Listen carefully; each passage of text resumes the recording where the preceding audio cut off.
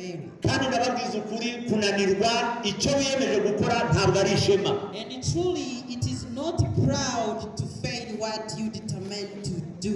Mbese nibyo kunanirwa icyo wiyemeje ntabwo ari ishema. Isn't that right? It's not pride to fail what you namwe mbese muzajya mwumva uwo baganura huyo murugo yananiwe amashuri, yananiwe urugo, yananiwe guhinga, yananiwe iki, uwo bakunda kuganura ahubwo yarananiwe ntabwo ibyo bifite aho biba bihuriye no kuvuga ngo uriya muntu arashoboye. It is not really a dignity to fail in what you determined to do, either studying or doing the other project. If you fail, you are not honored even in a society. Kunanirwa ikintu wagambiriye kandi ari cyiza ni bibi. Failing a good thing you determined or plan to do is not a good thing. Ubwo rero mu buryo bwo kubishobora ibyo kubaka urugo nta muntu uriho babishobora keretse abifashijwemo n'Imana yo mu ijuru. That's why no one can be a successful man or wife in a home except giving God the first place in the home. Niyo mpamvu muri igitabo cyitwa Twebwe n'Abana Bacu urupapuro rw'146 hari amagambo avuga ngo. That's why in this book called Us and Our Children, 146, urukuta rurinda umuryango kugira ngo utagerwaho n'akaga kose kawibasira. It is written the word to protect the family that the troubles cannot reach the family. Ni igitambo cyangwa se amashengesho ya mu gitondo na nimugoroba. It's the morning and evening devotion. Udakoze uhutse. Not those that you can do in a hurry. Udakoreye mu munaniro. Not the devotion that you can do after getting exhausted. Udakoze byo kurangiza umuhango. Not that you can do in formality.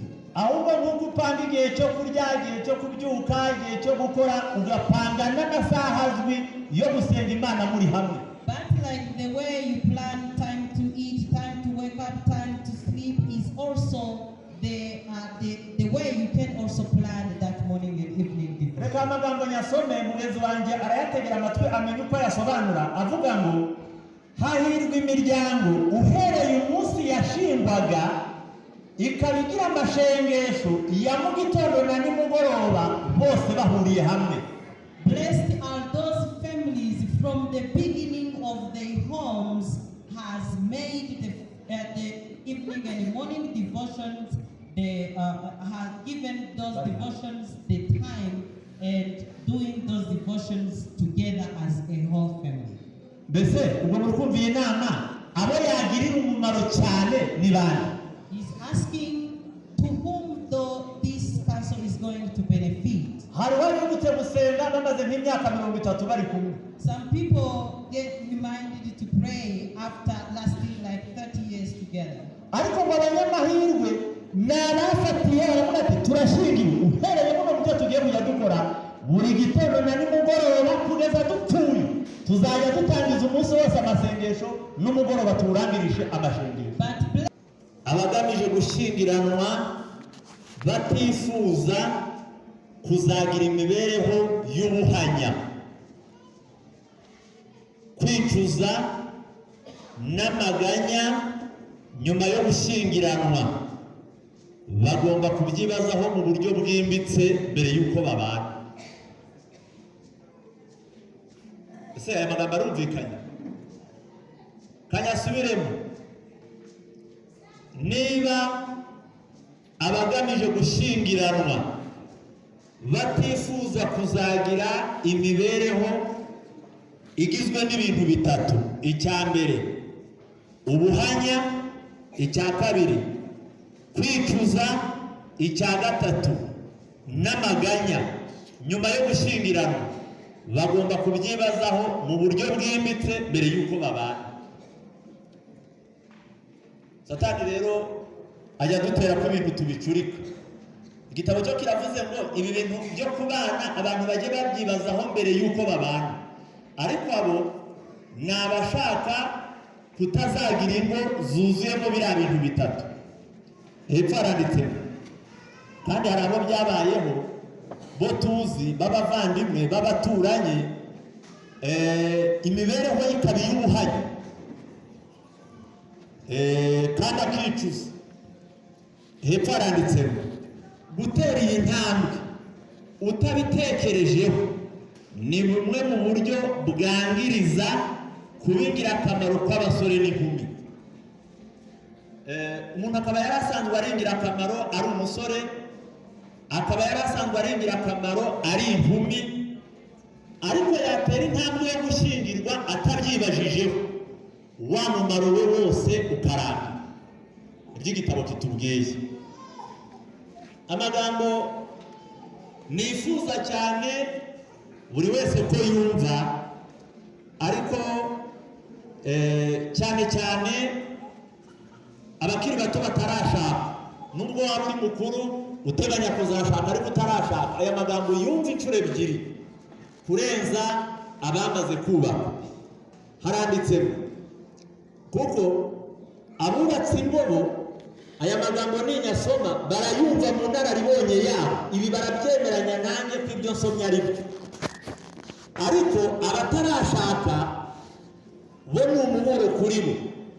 Haranditsemo nta muntu ushobora gusenya umunezero n'umumaro w'umugore no kurwaza umutima we ngo ageze ku rugero nk'urw'umugabo we.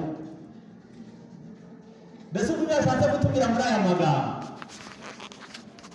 so na nyoko na basaza bawe na bene nyoko n'abaturanyi bahurije hamwe imbaraga zabo mu kukubabaza, ntabwo bageza aho umugabo wawe yageza yiyemeje kukubabaza. Nikiri ijambo rivuze, kanongere nsubiremo, nta muntu ushobora gusenya umunezero n'umumaro w'umugore no kurwaza umutima we ngo ageze ku rugero rw'umugabo we. Hepfo kimwe nk'uko nta washobora gukonjesha ibyiringiro n'ibyiyumviro by'umugabo ngo bice intege imbaraga ze kandi ngo birimbure icyitegererezo cye n'ahazaza he nk'umugore we. Mbega abashoboranye ni abagore n'abagabo, kandi koko namwe murabibona. Umukobwa ashobora kuba afite iwabo heza, bafite ibintu bamukunze, ariko byacangwamo hagira ikitagenda neza bakavuga bati uzashaka urwawe, kandi bakabimubwira uhereye no kuri nyina. Rero ntawe ushobora kubabaza umugore wageze nko ku mugabo we, kimwe n'uko ngo nta muwakonjesha ibyiringiro bye by'ahazaza. Buriya iyo umuntu atasaze akaba ari muzima, ngo haba hari viziyo afite, haba hari intego yashyizeho ari kumva ashaka kugeraho, ngo nta muntu washobora gutesha umugabo ibyo yagambiriye nk'umugore we yamubereye mubi. Ku bantu babimenyereye atari abashyitsi, aya ni amateraniro yera. Nta muntu n'umwe wemererwa kugira ibindi biganiro abamo igihe cyose turi kwiga. Hari igihe ubona abantu basa n'abamaze kubyibagirwa, ntibamenye ko hano tuhabonera umwuka wera, tukahabonera uburyo bwo kwivugurura no gutera intambwe. Ibintu byo guseka ni byiza cyane, ariko buri kintu cyose n'umwanya wacyo. Hari n'igihe wenda wowe inyota iba yagabanutse yo kwiga, ariko abo muri kumwe bo bashaka kumva. Iyo basakurije uruhande rero ubahemukiye cyane, ko mubona intebe zishobora gusa n'izuzuye, umuntu atari bubone uko akwimuka ngo aguhunge kandi ashaka kumva, kandi ukamuyombera. Mwihangane rero buri wese atuze iby'Imana ishaka kutubwira tubyumve. Nari mbabwiye ko ngiye gusoma mu Efeso igice cya 4:27, haranditse ngo kandi ntimubererekere Satani.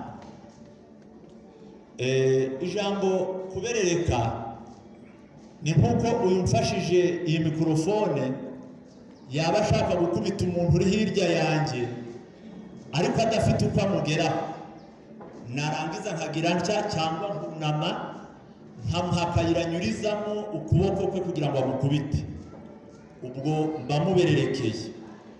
Satani rero tugomba kumuzitira, ariko hari ukuntu tumubererekera ibyo ashaka kugeraho akabibonera uburyo.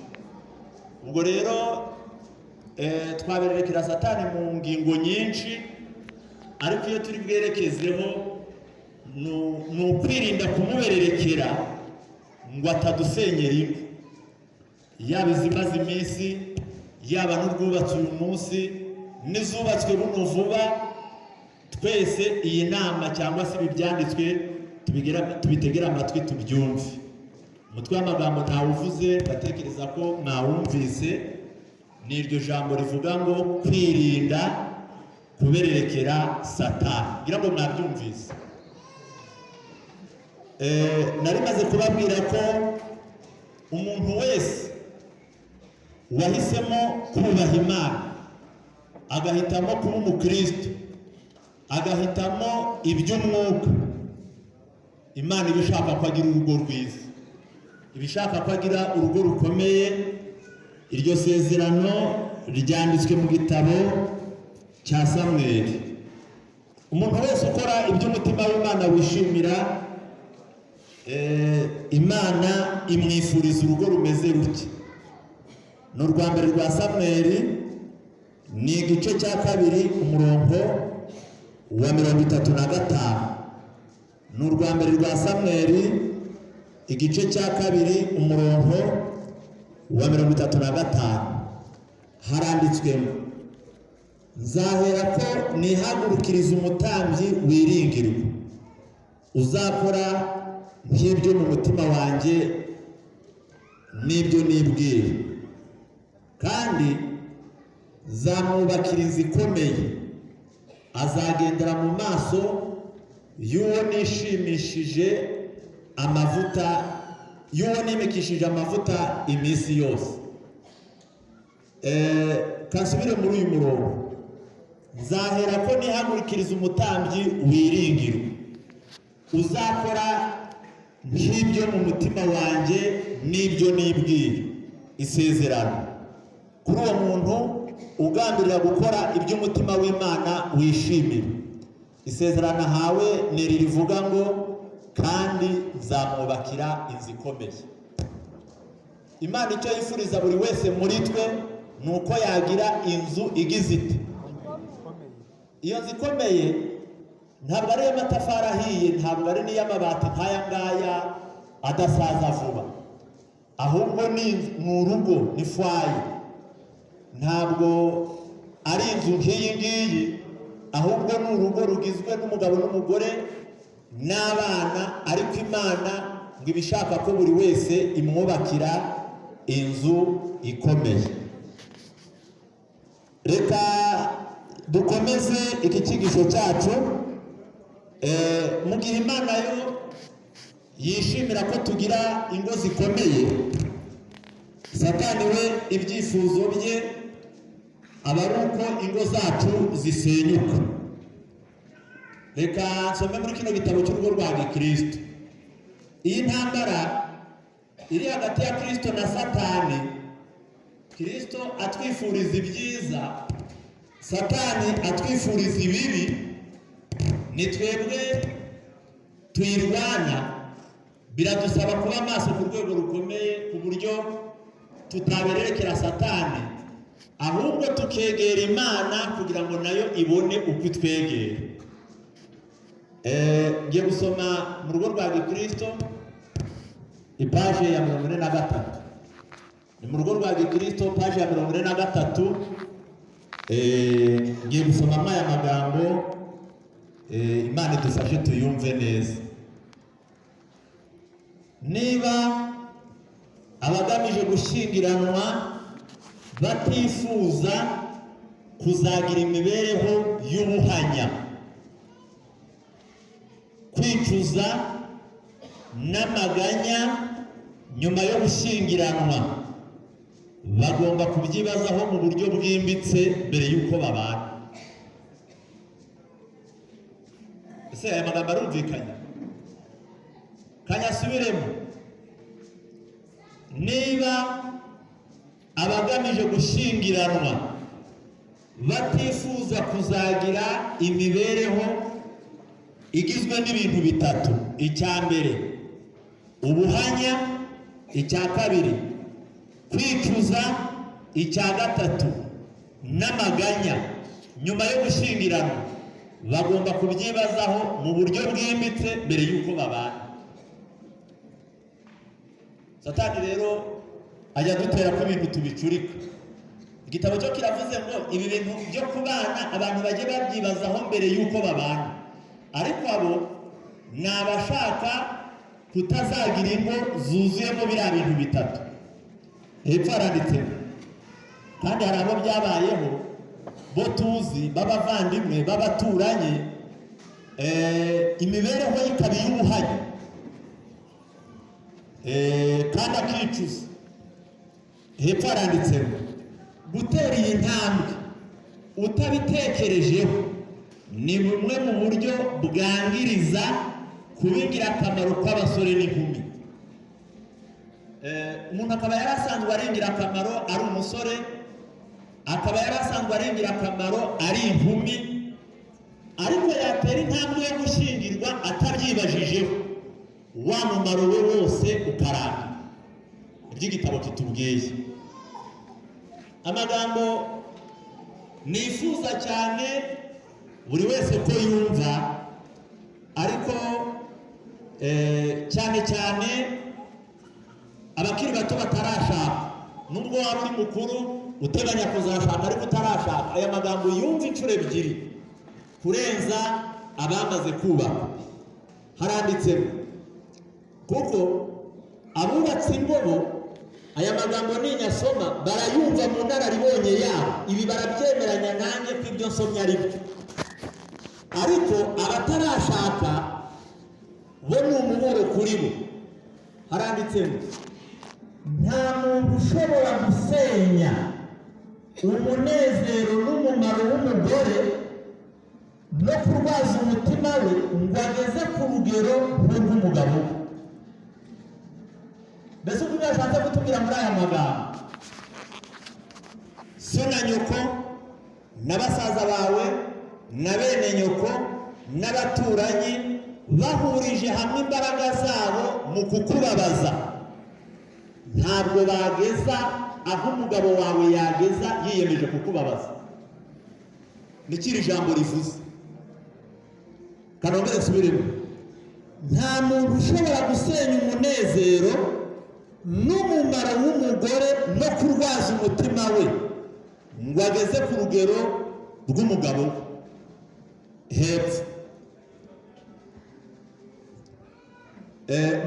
kimwe nk'uko nta washobora gukonjesha ibyiringiro n'ibyiyumviro by'umugabo ngo bice intege imbaraga ze kandi ngo birimbure icyitegererezo cye n'ahazaza he nk'umugore we.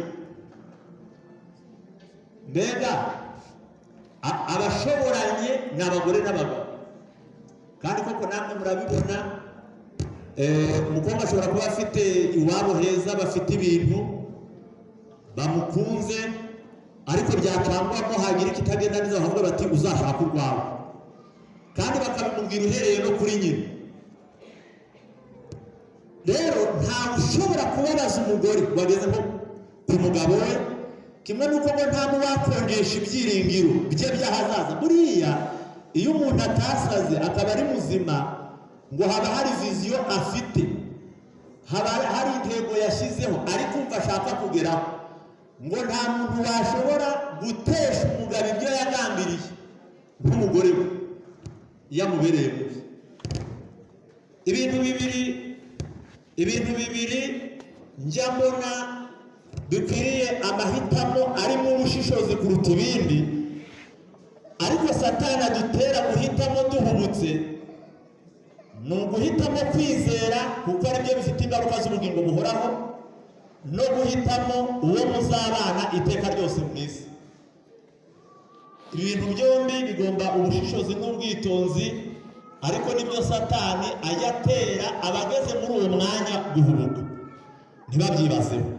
Niba mubyumvise neza aya magambo reka nyasome nyahuje. Nta muntu ushobora gusenya umunezero n'umumaro w'umugore no kurwaza umutima we ngo ageze ku rugero nk'urw'umugabo we, kimwe nk'uko nta washobora gukonjesha ibyiringiro n'ibyiyumviro by'umugabo ngo bice intege imbaraga ze kandi ngo birimbure icyitegererezo cye n'ahazaza he nk'umugore we.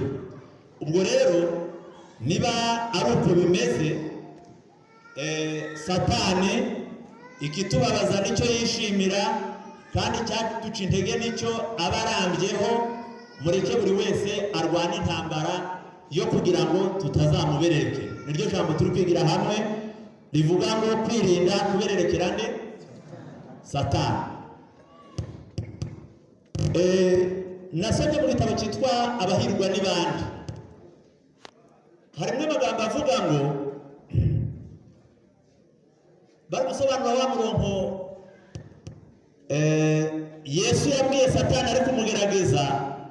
Hari ahantu yamubwiye ngo umuntu ntatungwa n'umutsima gusa, ngo ahubwo atungwa n'ijambo ryose riva mu kanwa k'Imana.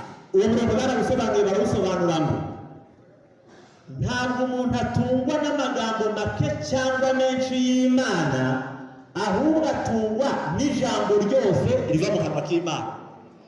Barasobanura ngo kugira ngo tubeho ubuzima bwacu bw'iby'umwuka bushyike, ngo nuko ijambo ryose Imana yavuze twarikorera akazi.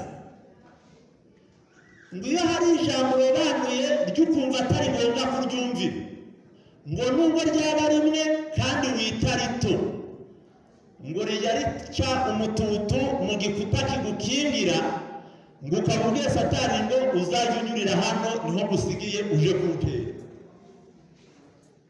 Ese murabyumvise? Icyo ngicyo utajya ushyira mu bikorwa ngo aba ari igipfumure urangiye Satani ngo azajya ahanyura akugabyeho igiki, akugabyeho igitero. Niyo mpamvu noneho buri jambo ryose tugomba kuryumvira. Wamubererekeye Satani ukoze ibintu bitatu, nibyo ngiye kubabwira kandi mbisesengure naho turube turi kugana. Icya mbere, kurambagiza nabi ni ukubererekera Satani umusigiye irembo azajya anyuriramo akaguhuza mu mubabaro no mu bibazo. Icya kabiri ni ukutagira iby'Imana nyambere.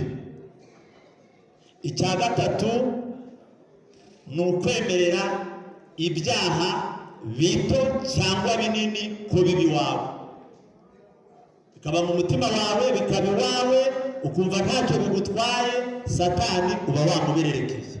Izi ngingo uko ari eshatu nizo tugiye gusesengura mu mwanya utari bube muremure. Reka mbere kuri iriya ya mbere yitwa kurambagiza nabi. Bana b'Imana, aya magambo yakatubereye meza, yabaye abakiri bato bari bafite amatwi ayumva neza. Ariko ikibazo gikomeye ni uko aya magambo abajya bayumva neza ni abamaze kubaho, bo batakirambagiza, bakamenya ngo iki kivuzwe nge narakishe, iki kivuzwe nge narakishe, n'iki ngiki narakishe, kandi ingaruka zacyo n'iyi n'iyi n'iyi. Naho batari bagera muri uwo mwanya amatwi yabo aba ari ahandi. Ariko Imana ibafashe tubyumve neza. Kubaka urugo byagereranijwe no kubaka inzu ndende y'amatafari. Ubwo wavuga etaje. Reka dusome muri Luka igice cya 14 umurongo wa 28. Ubwo turi kuri ya jambo kurambagiza. Iyo urambagije nabi Satani umubererekeye. Haranditse ngo ninde muri mwe ushaka kubaka inzu y'amatafari ndende utabanza kwicara akabara umubare w'impiya zayubaka ngo amenye yuko afite izikwiriye kuyuzuza, kugira ngo ahari ataba amaze gushyiraho urufatiro akananirirwaho atayujuje maze ababireba bose bagatangira kumuseka bati uyu yatangiye kubaka inzu ariko ntiyabasha kuyuzuza. Abantu bari hano bose bubatse inzu mbere y'uko bashyiraho fondasiyo igaragara, inzu baba barayujuje mu bwenge. Mbere y'uko utangira gusiza, iyo uzubaka uba warayujuje mu bwenge n'ibyumba warabishyizeho. Sereka Mbabazi, uri waguha miliyoni ariko ufite umushinga wo kubaka inzu ingana n'iyi sare ntibyacamo. None se miliyoni si amafaranga? None se wabona uri guca umusingi ungana n'iyi sare akakubaza ati se wateguye amafaranga angahe, ukamubwira unateguye miliyoni y'amanyarwanda, yabona uri muzima yabona uri umusazi. Ariko miliyoni hari inzu yakubaka, nibyo kandi nayo yitwa inzu. Rero umuntu w'umunyabwenge iyo agiye kubaka inzu ndende ngo y'amatafari, icya mbere akora ni ukwicara ngo akabara umubare ngo arebe impiya afite azigereranya n'izo ashaka kubaka, ngo arebe yuko izo mpiya zizayuzuza. Ariko niba mubyumvise neza, harya ngo ubanza yicara akabanza yabara akabara amafaranga, icyo atinya kivuzwe hano muri mubwire ikivuzwe muri Bibiliya ni ukugira ngo atazabura umwarara cyangwa hari ikindi ari gutinya. Ngo ari gutinya yuko atazamara kuyigeza ku musingi cyangwa se wenda agashyiraho n'amatafari 3, amafaranga y'akagenza ate agashiriraho. Noneho uwanyuze wese, mu by'ukuri umuntu wubatse inzu ntayuzuze nta muntu ujya umugirira imbabazi. Aho dutuye mu migi, aho dutuye mu byaro, hari ibizu bituzuye, ariko uhanyuze wese nta n'ubwo wenda bajya bamuveba bamaze kumenya amakuru, wenda bavuga bati wabona yarahombye. Aho bavuga ati yihaye ibyo atagize, yihaye ibyo adashoboye. Iyo nzu y'amatafari buriya umuntu ajya yubaka urugo. Buriya uyu Cedric n'uyu mukobwa twatahiye ubukwe uyu munsi, Imana ibahaye umugisha, nyuma y'umwaka baba babaye 3, nyuma y'imyaka 25 baba bafite umwuzukuru. Mbese muri kubyumva, hari abariho nibo bafite n'ubuvivi ariko agihumeka. Noneho ubwo niba ari bushyizeho fondasiyo, hariho undi nawe wongereyeho akongeraho wa mwana we, wa mwuzukuruza. Ubwo mu bibare nk'amayetaje azamuka, ni mu bibare nk'amayetaje azamuka. None ngo iyo umuntu agiye kubaka inzu y'amatafari ndende, icyo abanza yakora ni ukwicara akabara umubare w'impiya zizayuzuza kugira ngo bitazagera hagati ikamunanira. Noneho abantu bakamuseka bakavuga ngo uyu yatangiye igikorwa none ntabashije kucyuza. Niko dusomye muri igitabo cya Luka, ni muri igice cya 14 murongo wa 28. Ninde muri mwe ushaka kubaka inzu y'amatafari ndende utabanza kwicara akabara umubare w'impiya zayubaka, ngo amenye yuko afite izikwiriye kuyuzuza, kugira ngo ahari ataba amaze gushyiraho urufatiro akananirirwaho atayujuje, maze ababireba bose bagatangira kumuseka bati uyu yatangiye kubaka inzu ariko ntiyabasha kuyuzuza. Ngaho reka tubivane mu mazu agaragara, ahubwo tuze kukubaka urugo. Se bana b'Imana, nshaka kubabaza, umuntu iyo yubatse urugo agakora ubukwe nk'ubu cyangwa uko yabyubaka kose, iyo bigeze hagati umukobwa agasubira iwabo, umuhungu nawe agasigara iwabo batakiri kumwe, abo bantu aba banyuzeho bakajya bumva yuko batandukanye batakiri kumwe, bajya babashima.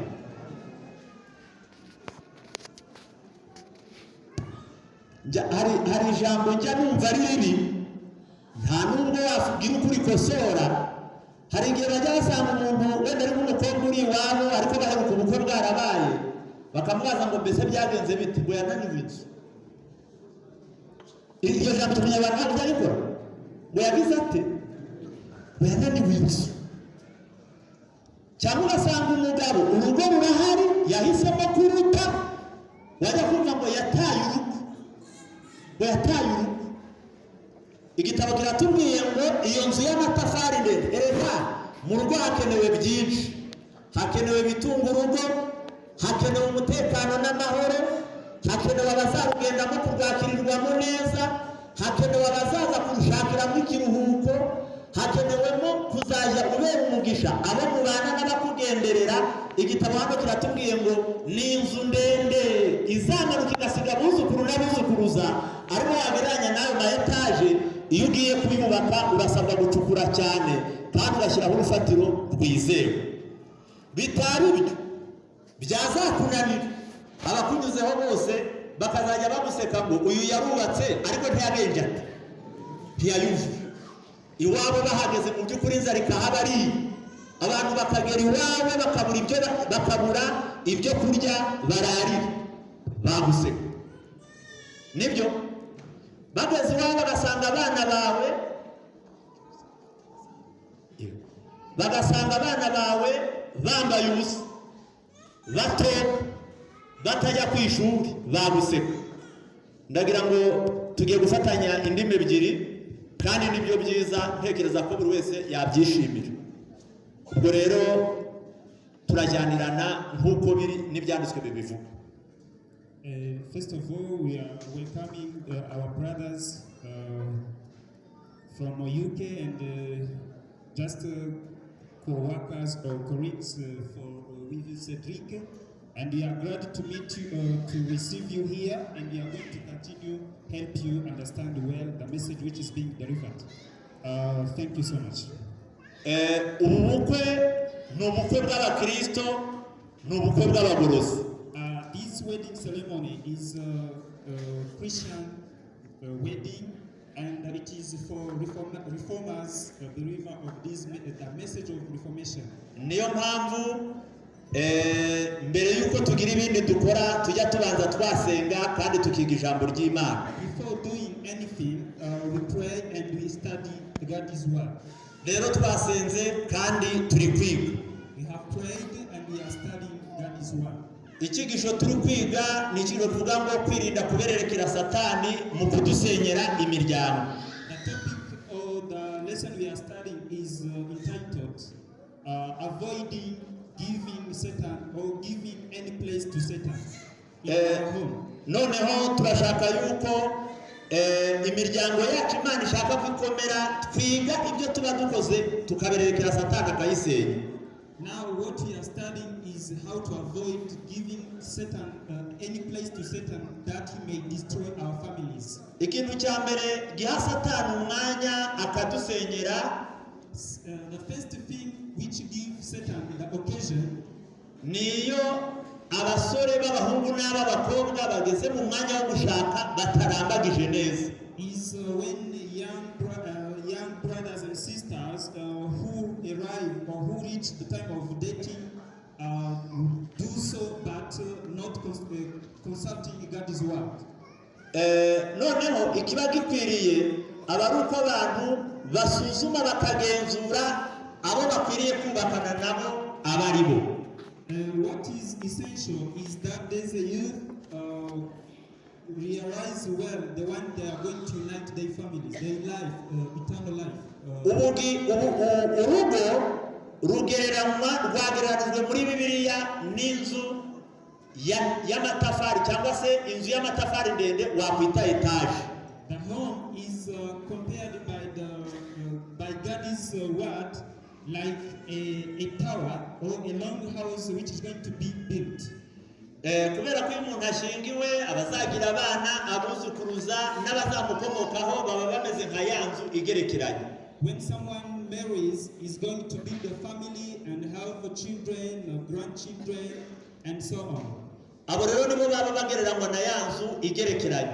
These ones are the one who are compared by that house which is may be taken as or may be considered as a tower. Noneho biba bikwiriye yuko ubwo ari inzu ndende uyishyiriraho fondasiyo cyangwa urufatiro rwizewe kandi rukomeye. Because that house is a long house, it should have a deeper foundation.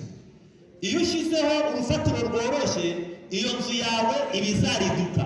That foundation, when the foundation is not strong, the house is likely to demolish.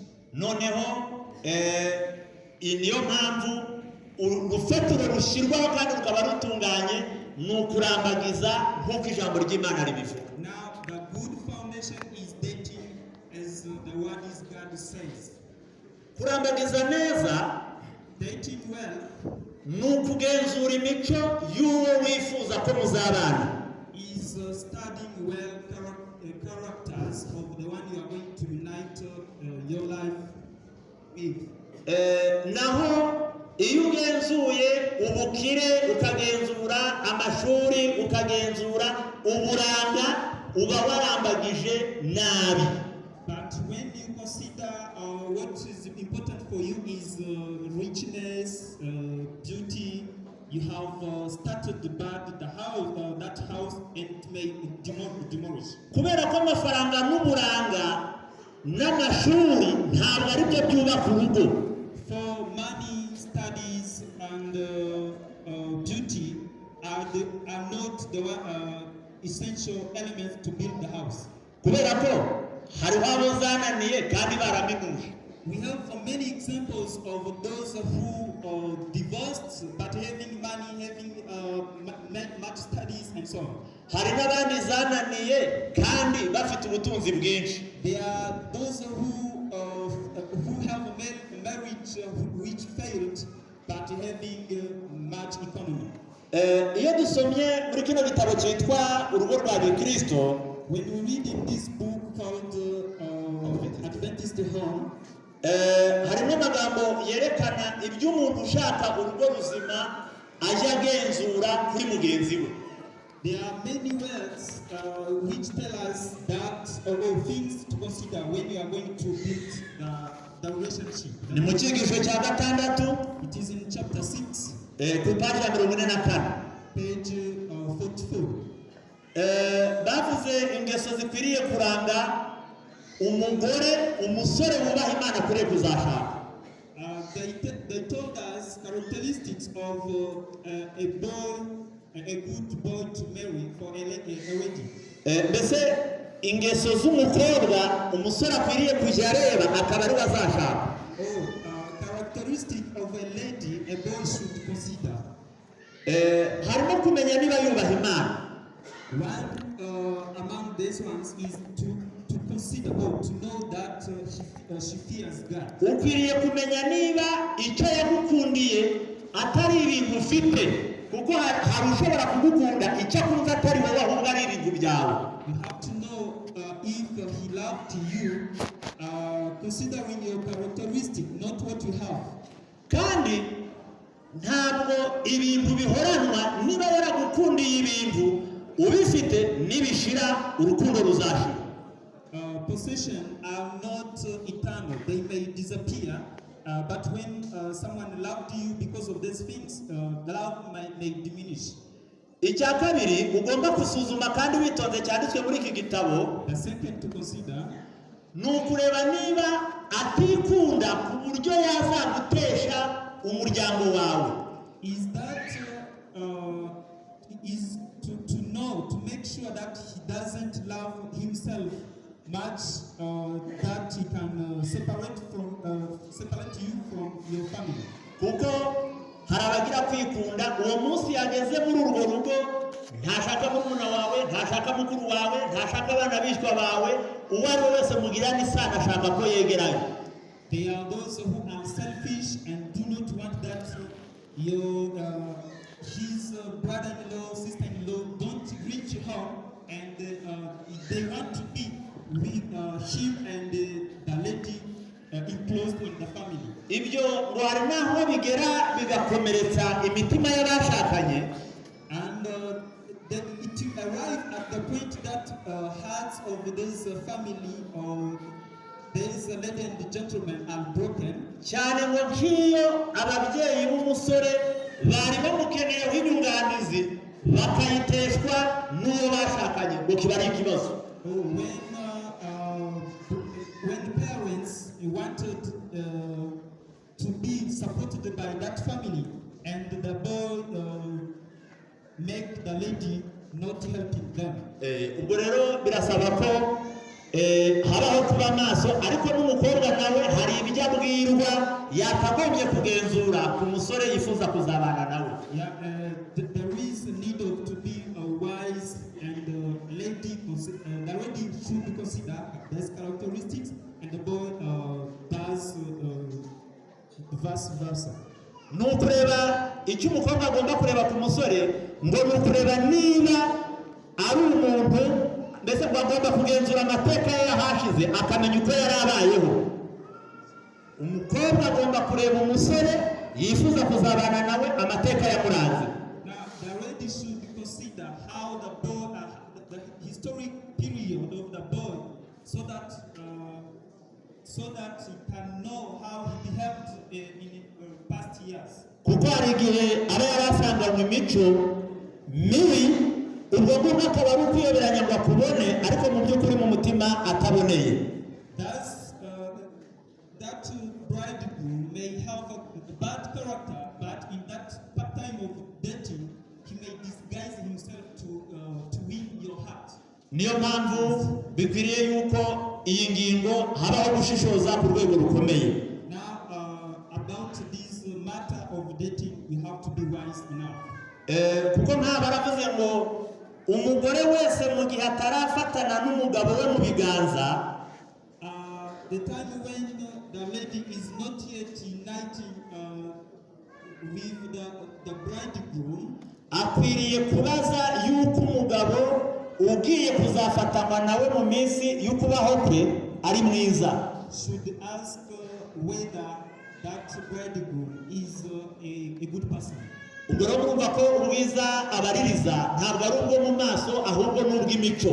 Now a good person to us is not outward appearing, ahubwo ni imico ye agomba gusuzuma. but characteristic of that one. Hepfo agakomeza ngo mbese imibereho ye irera. She should also ask herself if the life of the man is pure. Mbese urukundo agaragaza rushingiye ku mico yanga umugayo. She should also consider if the man has integrity. Agira imico izatuma umugore we anezerwa. Will his character make the future wife to be happy? Mbese umugore abasha kubonera amahoro nyamahoro n'umunezero mu rukundo amukunda. Will the wife have the joy and happiness in the love of her man? Mbese azemererwa kuba umuntu witekerereza. Will that wife be responsible to think at her own? Ibi byose ni ibibazo ngo bigomba kwibazwa mbere y'igihe. Those are the things to be considered in advance.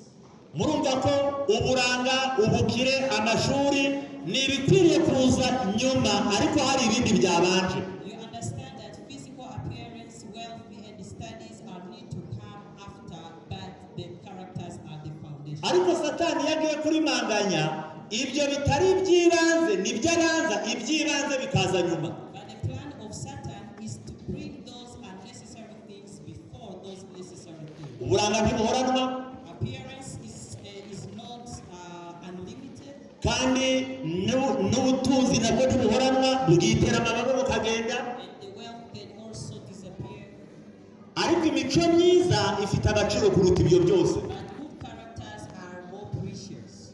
Iyi ngingo ya mbere rero reka duse n'abayivuyeho mu rwego rwo gucungura igihe, ariko urugo rwiza urufatiro rwarwo rushingiye ku kurambagiza. Let's move from this point, but emphasizing that the good home is founded on the good engagement. Niba kurambagiza neza bishingiye ku kugenzura imico, If a good engagement is based on considering the character, kandi bikaba bikwiriye kubanziriza ugushyingiranwa, and that studying those characters need to come in advance before the marriage, kurambagiza nabi byo bishingiye ku kureba ibigaragara. and a bad engagement is based on looking on the appearance. Noneho hari n'uwitirirwa muri iki gihe cyacu cyacu turimo hari n'utirirwa baririza imico. And in nowadays, there are even those who even do the engagement without even asking for Hari money. n'abishimirana n'abo bataziranye. And some people even get engaged with people they do not even know each other. Kubera ko bahuriye ku ikoranabuhanga, akamubona kuri Facebook, akamubona kuri WhatsApp, ikibazo kikaba kirakemutse, yamenya ko ari sexe opposé, ubwo akamenya yuko ubwo byakemwe ko yabonye umugeni. Just only because they have met on social media like Facebook or WhatsApp and they make their deal. Akumva yuko ikibazo ubwo cyakemutse, yuko abonye umugeni cyangwa abonye umusore, ariko mu by'ukuri uba wikururiye ikibazo kizahora kikurya ibihe byose. And they think that things are resolved because she or he has got a partner, but it's a basis of the future troubles. Tuba tumubererekeye Satani ku ngingo ya kabiri. Nanone iyo iby'Imana tutabihaye umwanya wa mbere mu ngo zacu, It's also to give sanction to Satan if we do not consider religious matters in our home. yaba umugabo yaba umugore iri jambo agomba kuryumva. Be the man or the wife, they need to consider this. Yaba bamaze igihe kirekire basubatse, yaba basubatse vuba, yaba warwubatse uyu munsi, kubaka urugo ariko utagize Imana nyambere uba wiharijeho. Either those who are lasting in their homes or those who are new couples or those who are married today, they need also to consider that God is to have a first place in their home. Impamvu Imana tugomba kuyigira nyambere, tukayisenga, tukayiramya, tukayisaba ubuyobozi bwayo, The reason why God needs to come first in everything, nuko byanditswe muri Zaburi igice cy'Ijana it is written in Psalms chapter 127. haranditse ngo Uwiteka iyo atari we wubaka inzu, abayubaka baba baruhira ubusa. It is not, if the Lord is not the builder of the house, others can build in vain. Imana niyo itwubakira zigakomera. Only the Lord is the one to lay the foundation of our house. Imana niyo yashobora guconga umutima w'umugabo n'umutima w'umugore, iyo mitima igahura. Only the Lord has the capability of refining the heart of a man and a wife in order to be united. Naho ubundi aba ari amahanga abiri. Otherwise, they cannot build together. Baba barakuriye mu miryango itandukanye, They have come from different families. bararezwe mu buryo They butandukanye, have been given different types of education. barariye ibitandukanye, They have eaten different style according to different styles. baramenyerejwe ibitandukanye, They have had different habits, bateye n'uburyo butandukanye kuko aba ari n'abantu b'ibitsina bitandukanye. and their character, their personality, or their temperament are even different. Muri Matayo 19 haranditswe ngo ab'Imana yateranije ntihakagire ubatandukanya. In Matthew chapter 19, it's written that those that God united, no one is to put them aside, not to separate them. Ibyanditswe bivuze iryo jambo, ubwo birerekana ko Imana niyo ishobora guhuza abantu bari babiri bagahinduka umwe. In other words, the scripture wants to show us that only God can unite two in one.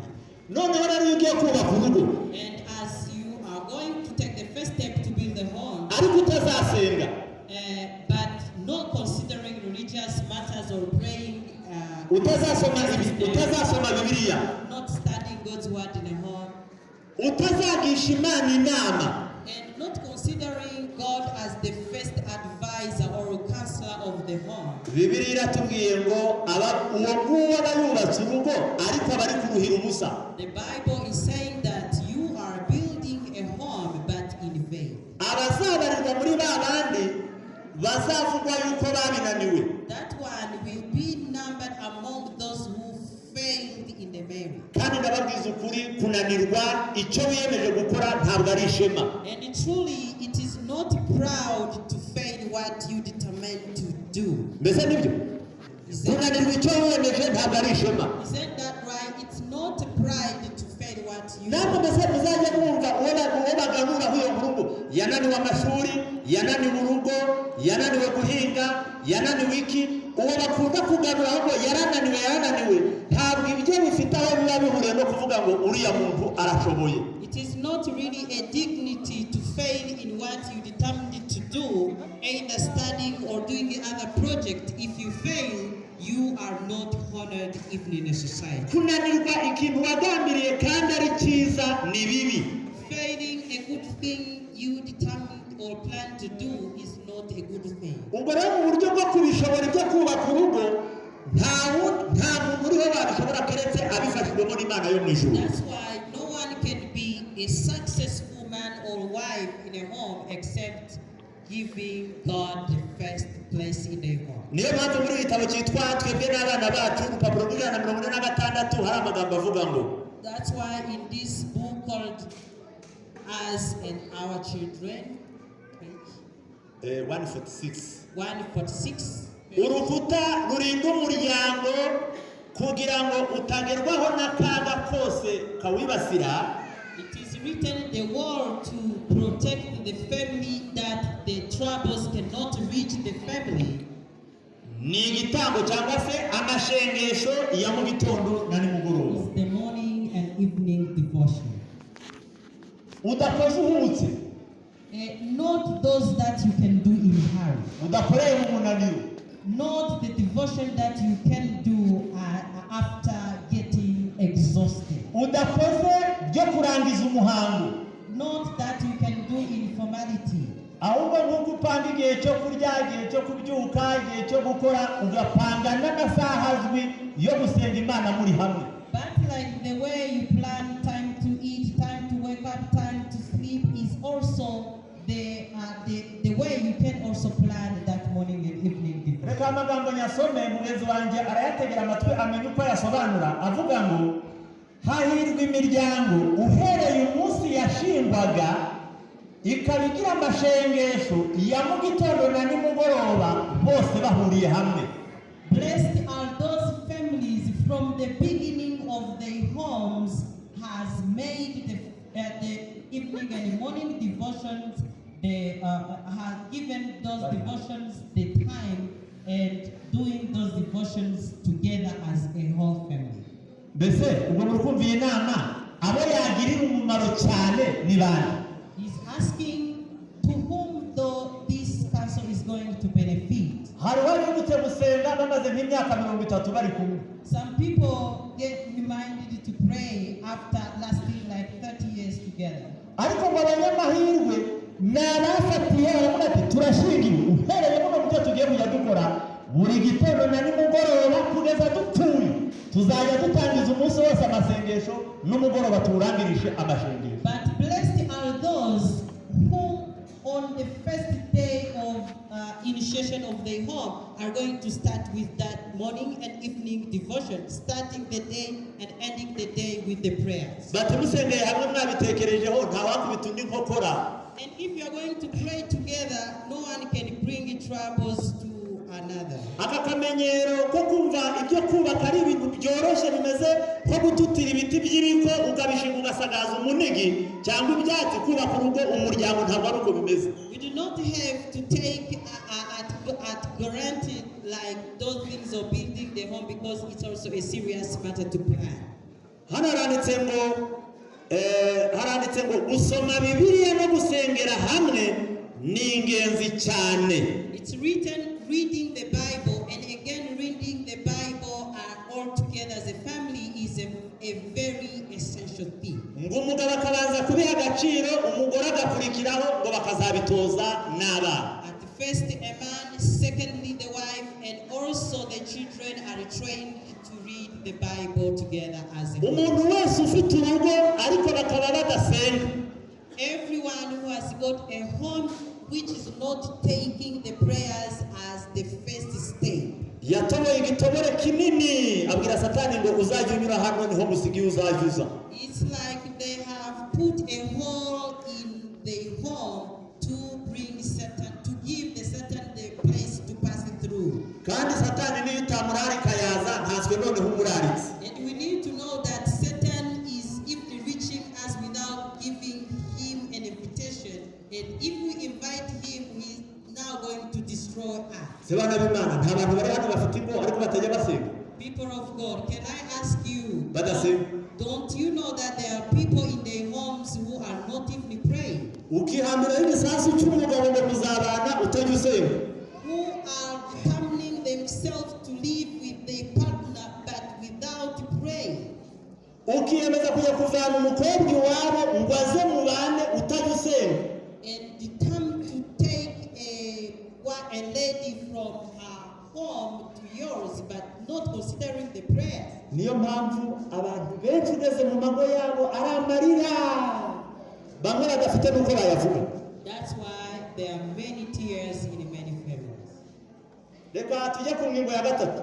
Let's now jump to the third point. Wamubererekeye Satani igihe cyose wakwemera ko hari icyaha kiba mu rugo rwawe. You can also give sanction to Satan or give him the place once you allow some sins to be reigned in your heart. Icyaha ni kibi.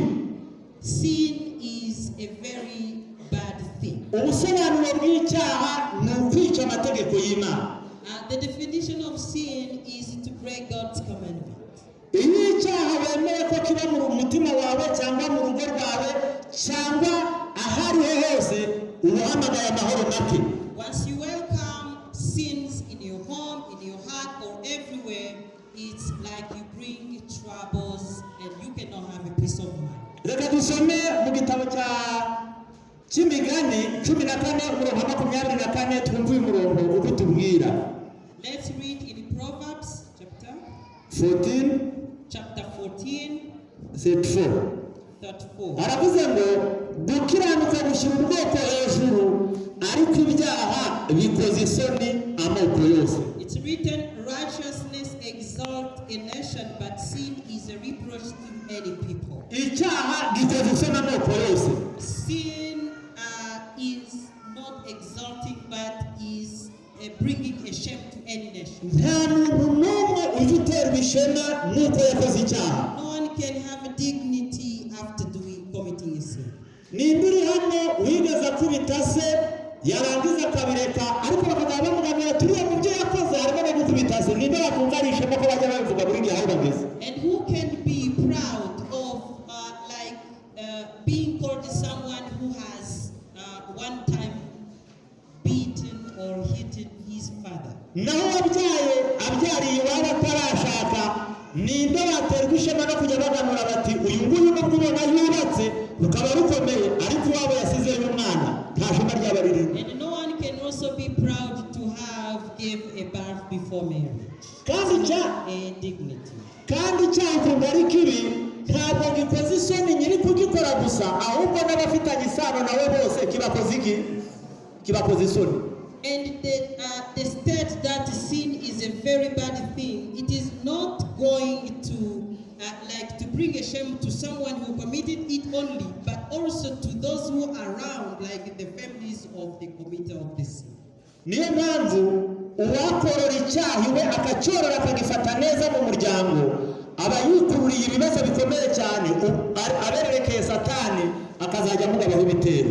That's why everyone who can welcome or give sanction to sins in his home can also be in a place of bringing troubles in a home. Mu gitabo cy'ubutumwa bwatoranijwe umuzingo wa kabiri, in a book of selected messages volume 2, hari amagambo ari kuri page ya 433 avuga ngo, on the page 433 there are words written ngo bagusobanurira umurongo dusomye mu Migani. They were explaining this verse we have been reading in ngo ahantu hose icyaha gifashwe neza, wherever sin is cherished, haba mu mutima, either in a heart, haba mu muryango, either in a home, cyangwa mu itorero, or even in a church, ngo nta kindi cyavuka.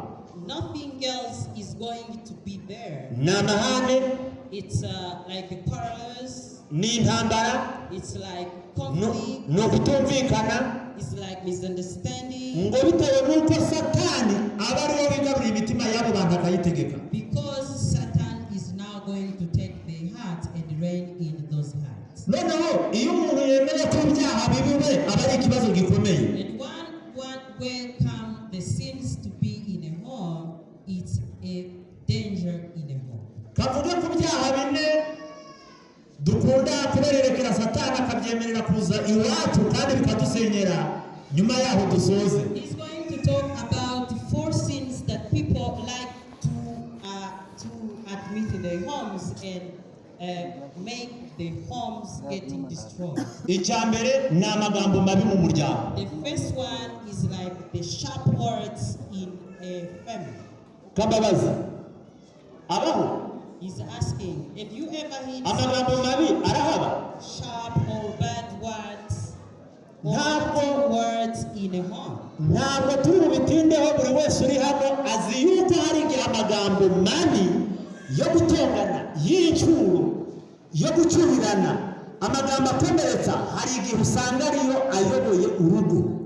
We are not going to delay on that, but you know that bad words like those hurting words can also be a devastating material. Haba hari ikintu kibi kigeze kuba iwabo wa mugenzi wawe, warakimenye ukajya ukimwibutsa, ariko ukakimwibutsa igihe mwatonganye. Like keeping the reports of bad things that have happened maybe in the family of your partner, and you are going to bring those reports in your words once things are not going well in a home.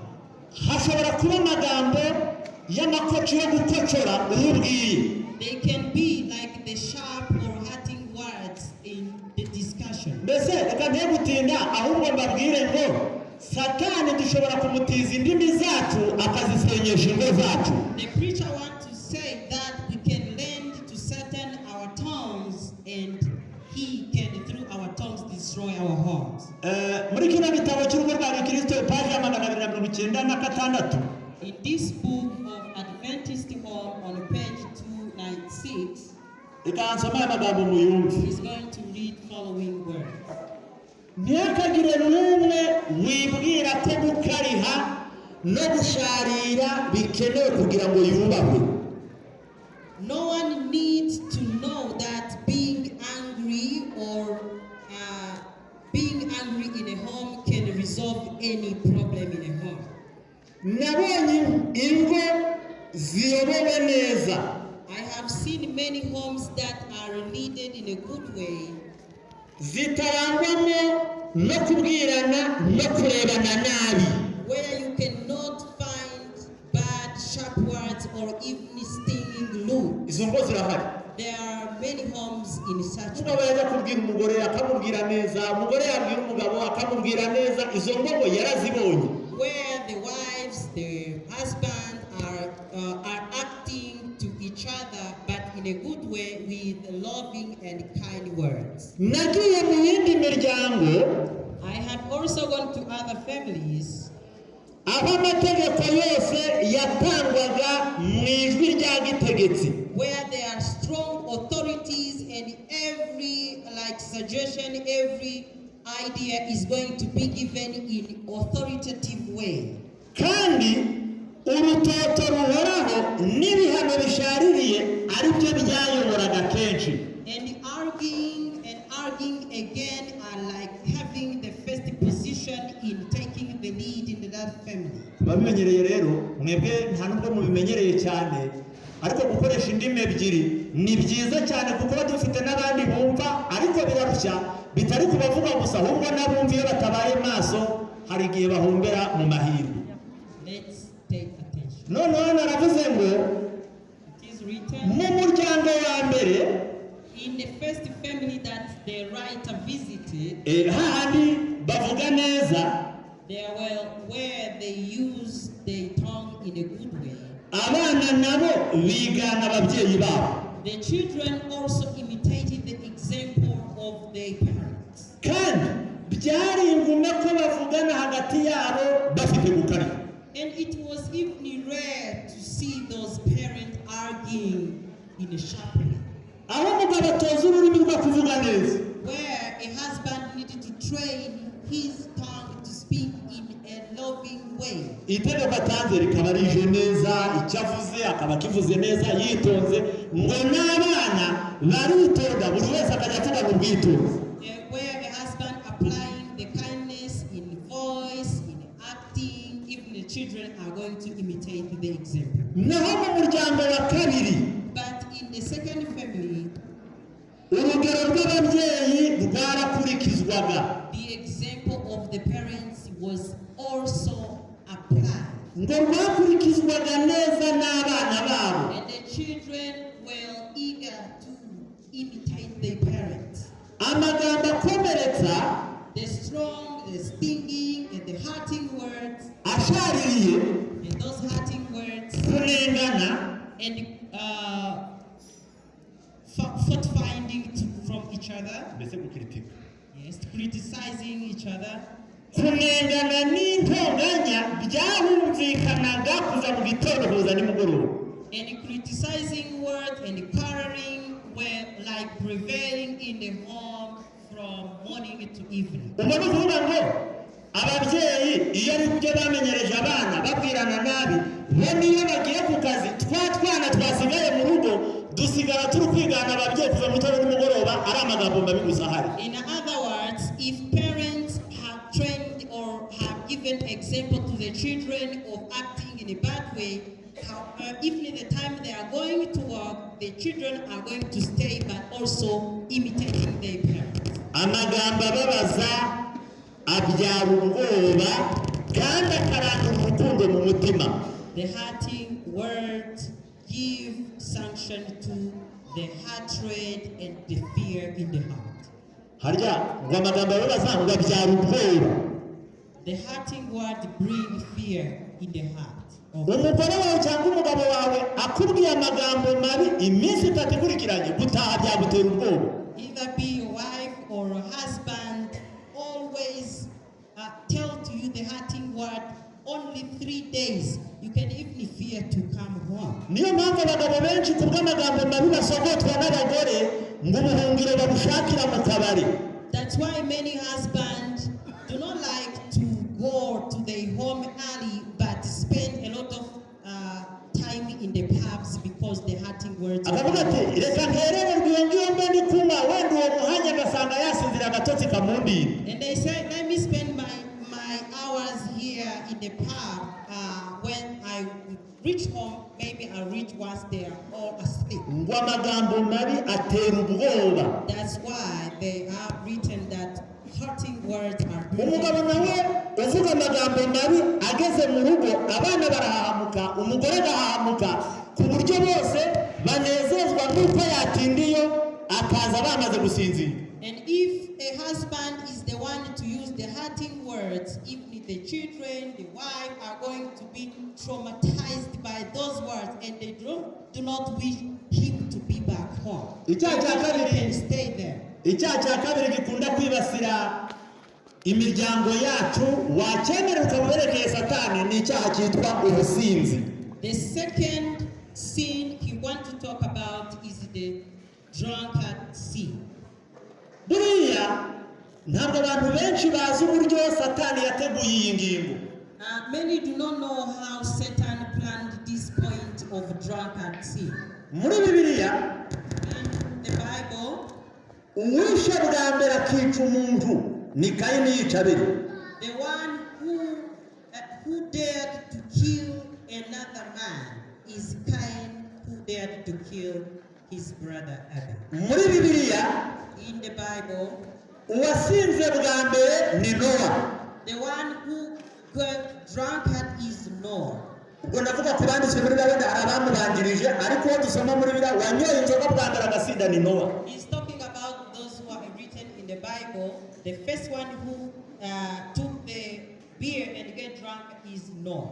uhereye umunsi wa mbere inzoga yinjiriye mu muntu yamuteje ikibazo kigira ingaruka na n'ubu zigikora. From the time the beer or the alcohol entered the human body, it has caused the troubles even today. dusome mu itangiriro igice cya 9 umurongo wa 20 haranditse ngo Let's read in Genesis chapter 9 on verse 20. It's written, notangira guhinga ubutaka ateramo uruzabibu anywa vino yarwo arasinda yambarira ubusa mu ihema rye. Hamuse wa Kanani abonye se yambaye ubusa ababwira bene se bari hanze, Shemu na Yafeti bene umwambaro bawushyira ku bitugu byabo bombi, bagenza imigongo, batwikira ubwambure bwa se, kandi kuko bari bamuteye imigongo ntibabona ubwambure bwe. Nowa arasinduka amenya ibyo umuhererezi we yamugiriye. It is written, and Noah began to be a husbandman, and he planted a vineyard, and he drank of the wine and was drunken, and he was uncovered within his tent. And Ham, the father of Canaan, saw the nakedness of his father, and told his two brethren without. And Shem and Japheth took a garment and laid it upon both their shoulders, and went backward and covered the nakedness of their father, and their faces were backward, and they saw not their father's nakedness. And Noah awoke from his wife, and knew that his young son had done unto him. We want that we understand this word. N'abatazinywa bayumve cyane, kuko Bibiliya tuvuga ngo uwibwira ko ahagaze yirinda atagira ati atagwa. Those who do not even take wine need also to understand this word, because we need to take heed on every step we take. N'uyu nawe turi gusoma ibye yigeze ahagarara neza. And this Noah we are reading in the Bible has once been a very man with integrity. Imyaka 120 ahagaze mu byizere, bari kubaka imbuga bari kumukoba, asohotse mu mbuge ngo yateye uruzabibu, ibyeze n'ombe arabyengamo inzoga, anyoye yambara ubusa. All 120 years he has been a very faithful man, but afterward he has got drunk. Ijambo ry'Imana rirakomeye, turitegera amatwi twumve neza. God's words is very powerful. We need to take heed once we listen to it. Gusenga kwa Nowa, Getting drunkard as the case of Noah, byamubyariye kwata ubwenge yambara ubusa. it has like planted his brain at the level that he got naked. Bibyara ko umwana we abona ubwambure bwe. And his son saw the nakedness of his father. Kuko atari afite ikinyabupfura uyu mwana, Because the first son was not polite enough. ngo yirukanse ajya hanze abibara nk'inkuru, ari guseka, yagizwe impenene, ati data muri yasinze icyo yabaye, noneho yambaye imyenda yose ayivanyemo, ngo agenda abiseka. He right away went out and called other brothers, laughing at his father, telling them, "Come and see how our father is. He's naked." Bariya bana ngo bagira ubwoba, But those other children, bafata umwenda muremure bawushyira ku bitugu, umwe awufatira hano, undi awufatira nko ku rutugu, baratatanye, bagenda ikinyumanyuma, babirinduka kuri se, bamwambika batabonye ubwambure bwe. and those other sons took the garment to their shoulders and went backward without seeing the nakedness of their father, and tried to cover his Rero head. buriya niba mubyumva neza, aha hari n'inyigisho itwereka yuko ubwambure bw'umuntu atari ubwo kurebwa. And if we have understood it very well, it is another lesson that is telling us that it is not advisable, it is not really polite to expose our nakedness. Ariko isi tugezemo niyo kwambara ubusa. But as the civilization is prevailing, people are getting naked. Ariko kububaha Imana bo bagomba gukurikiza umucyo w'ijambo ry'Imana, kandi ntibawutatire bakawukomeza. But to those who fear the Lord, they need to walk according to the light. Nowa mu gihe yari amaze gusinduka, But after Noah get out of his wife, ngo bamubwiye ibyabaye, they told him what has happened, ngo arababara, and he was very, very sad. ngo avuma wa mwana we wamurebye ubwambure, ngo uwo muvumo wakomeje kuba ku bisekuru bye. Iyo usomye muri Zaburi wasanga ngo na bene Hamu na bugingo n'ubu muvumo yacyabariho. And after he cast the son that dared to see his nakedness, and the curse has even gone to all generations of Ham. Satani amaze kubona ngo umusaruro yavanye satani mu kunywesha Nowa inzoga.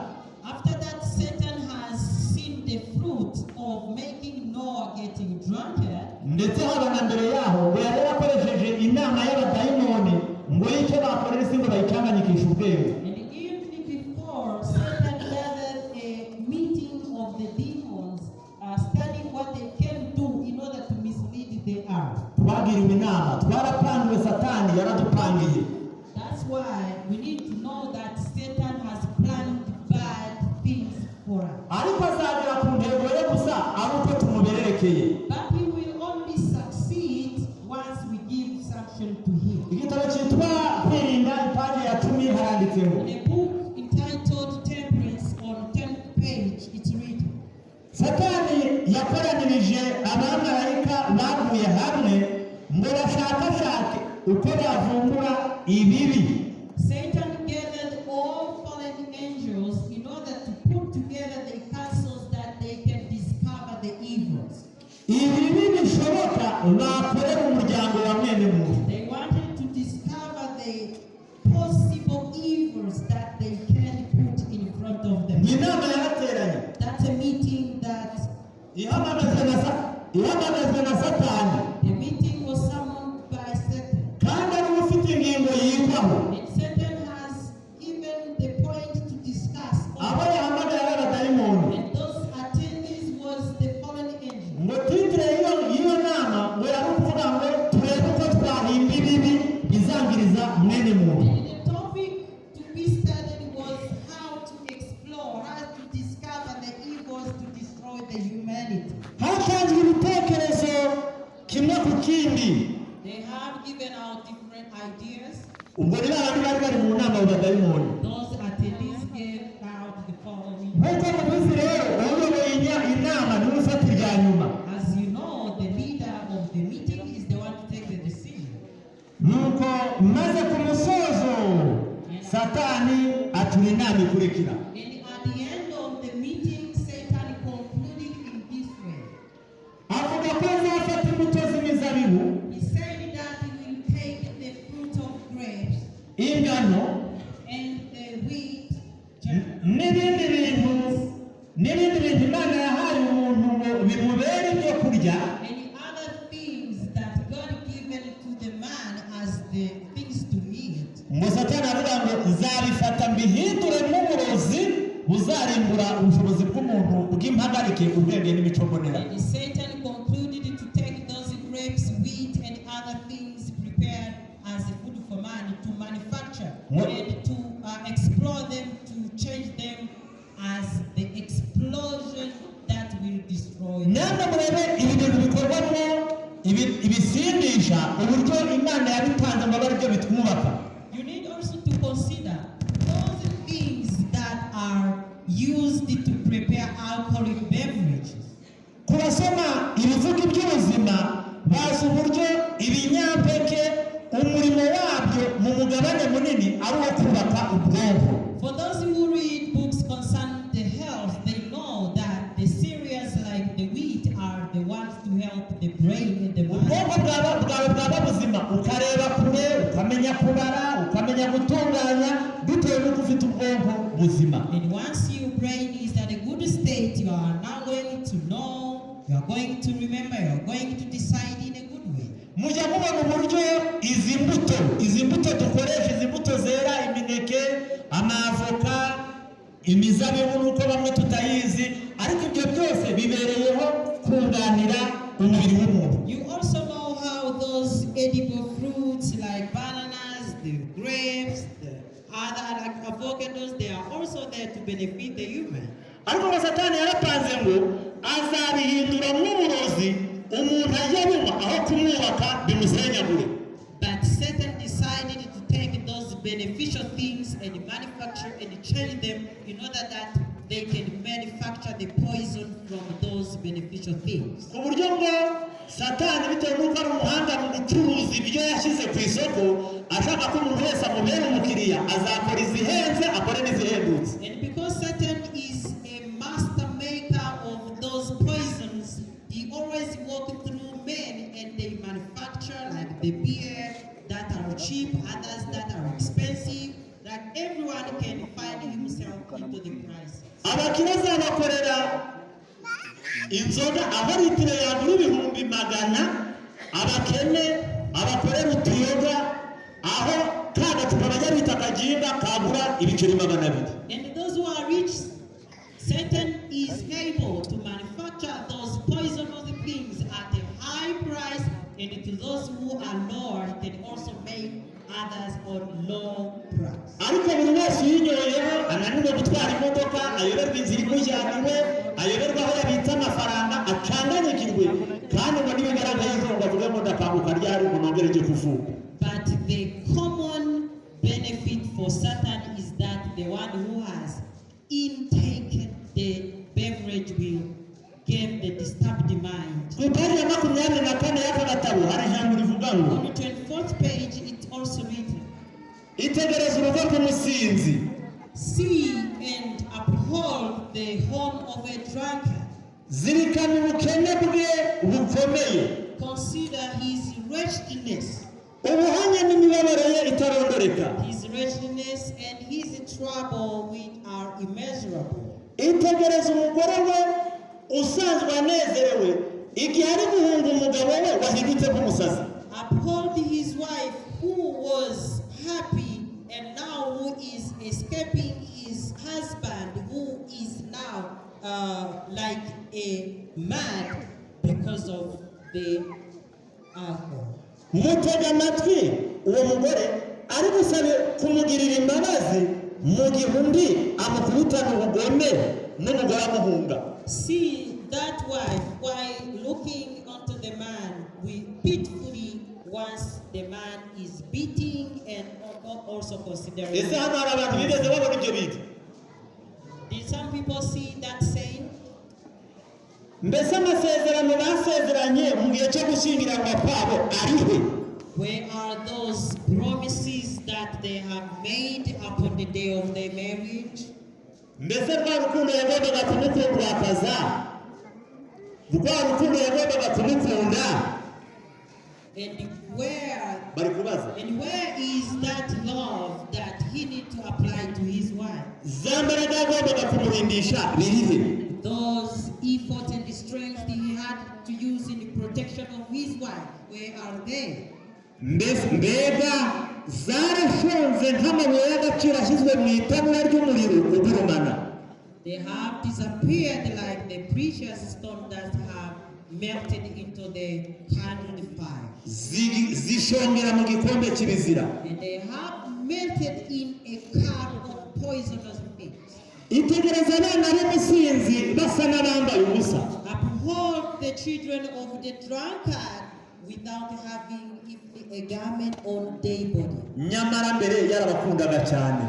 But before he became a drunkard, he had showed the love unto them. Ntibari barigeze bicwa n'imbeho n'umugaru w'imbeho. They have never had been colonized by such coldness, cyangwa ubukonje, cyangwa ngo basuzugurwe n'ab'isi b'abakoba. or that they can be despised by the world. Kwitabwaho na se no gukundwa na nyina byahinduraga urugo rwabo paradizo. Being cared for both their parents have made their homes as Paradizo. a little heaven. Ariko kuri ubu byose byarahindutse. But at that time of getting a drunkard, things have changed. Umunsi ku wundi Day by day, amajwi yo gutaka yumvikana ku minwa y'abana na nyina. Iyo yumvikanye azamuka mu ijuru. day by day, complaining voices are raising to heaven day by day from the wife and the children. Iki ni icyago gikomeye cyane. This is a very dangerous thing in the home. Hari ikindi gikomeye cyane cyitwa ubusambanyi. There is another thing which is called adultery. Ni icyaha cyakunzwe kandi gihabwa umwanya w'ingenzi mu buzima bw'abantu. It's another sin that is now popular in the life of people. Kandi uwo ari we wese ugikorewe arakomereka. And to everyone committed a sin of adultery is hard. Reka nsome amagambo muri kino gitabo Let's read the other words in a book entitled Adventist Home. cyanditswemo umugabo wageze igihe araruka umugore we aramwanga akunda umukozi we wo mu rugo. It's written a husband who has got the level of despising his wife, and now his heart got attracted to a housemaid. Mbese ibyo byaha birahari? Ibyo byaha birahari. Have you ever heard about such things? Kandi yaba umugore yaba n'umugabo bishobora kwitokeza iwabo bombi barabigizemo uruhare. And this sin of adultery can reach in a home once a husband or a wife has made it, has put a way for it to come. Paji 324. On page 324. Nabonye ingo nyinshi I've seen many homes aho umugabo atashoboraga kwifata where a husband could not even refrain himself kandi atiyubahaga nk'ibikwiriye umugabo waremwe ku ishusho y'Imana. and he used not even to respect himself as God planned for a man. Kandi ukwiriye kuba umwigishwa wa Kristo. And a man who should be a disciple of Christ. Yirengagije kugaragariza urukundo ubugwaneza n'urugwiro bikwiriye umugore we. He overlooked to cherish, to show love and kindness to his wife. Yari yarasezeranirije imbere y'Imana n'imbere y'abamarayika ko azamukunda. He failed to give love and attention and kindness to that wife that he promised in the sight of the Namwe murabizi congregation. abarambagizanya amagambo babwirana arimo amasezerano menshi ariho abanyarwanda bavuze ngo amareshya mugendi hajya ngo siyagira ate siyamutunga. And you all know that in the period of engagement or dating, the future partners are giving to each other the very, very loving and beautiful promises that they will fulfill in the future. Murambagaragarije urukundo And that man did not show love. kandi yarasezeraniye ko azamwubaha kandi akamuha icyubahiro mu kubaho kwabo kose. He did not act as he promised to her, to honor and to respect her in all of his days. Urwo rukundo no kumwubaha ngo umugabo abyima umugore we. And this man refrained the love to flow towards. Ahubwo umukobwa wari umukozi wo mu rugo yiyitayeho, ubwo mukobwa yiyitayeho. But the housemaid in that home beautified herself. Atangira kurindisha imisatsi ye mu buryo bureshya uwo mugabo. And tried to adorn her hairs and continue to beautifying herself in order to win the heart of the man in the home. Uwo mugabo atangira kunezezwa nawe. And the heart of the man gets slowly attracted to the housemaid. Amukunda urukundo rw'ubupfu. And finally, the husband loved the housemaid. Mbese niba mwumvise uyu mugabo ahubwo yakuruwe n'iki? As you have understood, the man was attracted by them. Buriya rero nshaka kubamenera rino bantu. He wanted to break us a secret. Abagore ibishuko iyo bijya kubafata binyura mu gutwi. The temptations to the women are passing through their ears. Naho abagabo iyo ibishuko bijya kubafata binyura mu maso. But to the men, temptations are coming through their eyes. Kandi munabihereye kuri Adamu na Eva mu itangiriro nuko byabagendekeye. And even the example of Adam and Eve in the beginning, it is that what happened. Satani aza kugusha Eva. Before that Satan made Eve fallen, Yaramubwiye. he passed through Eve's ears. Yaramubwiye ati hajya koko imbuto zo mu giti mbese yanyuriye mu amagambo ya Satani anyurira mu gutwi kwa Eva aramushobora. He used words in order to get attention of Eve. Tujyanirane. Let's be together. Eva agiye kugusha Adamu ntabwo yamubwiye kuko Adamu ntiyari bugushwe n'amagambo ahubwo yamweretse itungo.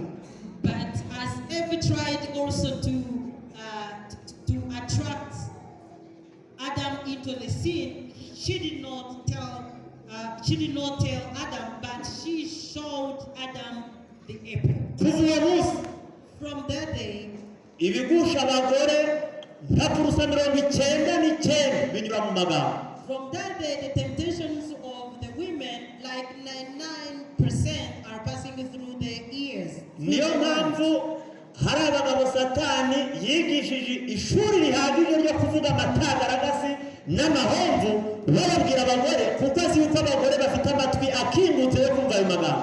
That's why Satan trained some men to be skillful in adorning their words in order to attract the heart of different wives. Ariko abagabo nabo Satani arabizi neza bo ntabwo umugabo wamubwira ibigambo ngo bipfe kumugusha, ariko iyo binyuze mu maso, iyo binyuze mu kureba, nawe nta kabara gasigarana keretse kakangatizwa n'Imana. But Satan also knows that he's not going to use words in order to get attention of a man, but he's using things that are seen. He's going to show them things in order to Niyo mpamvu Satani nawe afite abagore benshi n'abakobwa yateguye abigisha bava hasi, yabateguje neza kuzajya bereka abagabo ubwambure bwabo kuko azi yuko aricyo kizabaho. Umugabo agushwa n'ibyo areba. And in that way, Satan also planned different ladies in order to show up their bodies, their nakedness, in order to attract the attention. Namwe nibamwibaza mubene uyu mugabo dusomye muri kino gitabo, umukobwa w'umuja w'umukozi kumutesha umugore we harya ngo amushoborwe n'umuki n'umusatsi. Imagine a man to fall in love with the servant because of the beauty, the hair, and so on.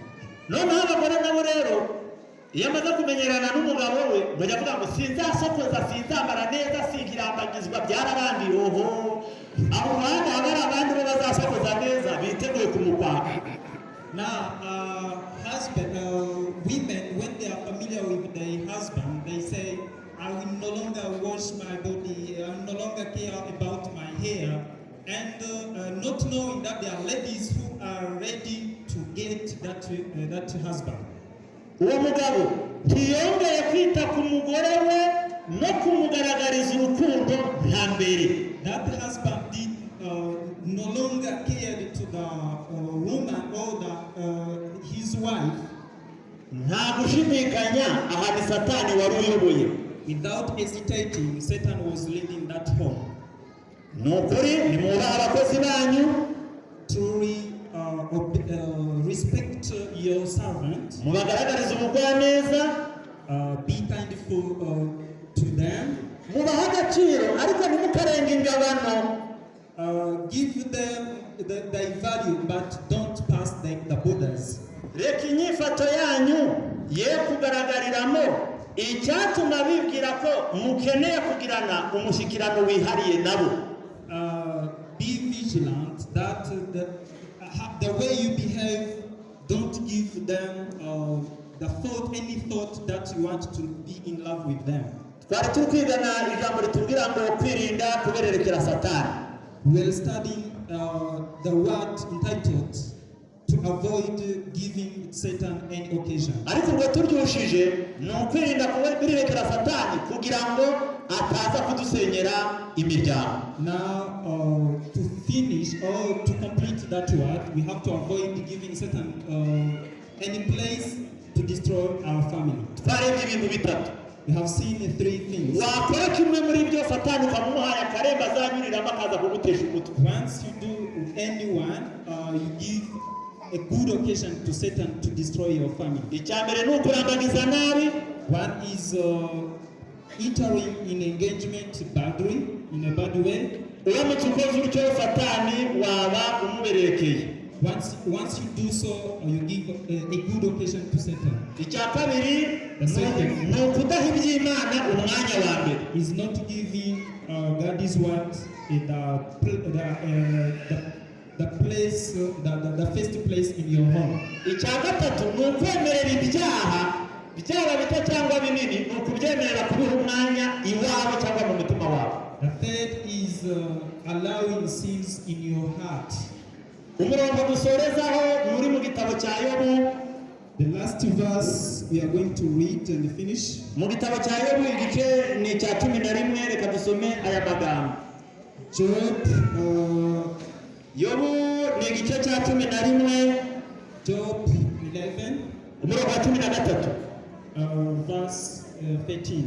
Nuboneza umutima wawe ukayitegera amaboko, niba hari ikibi mu kuboko kwawe ugite kure, kandi we kwemera ko gukiranirwa kuba mu rugo rwawe.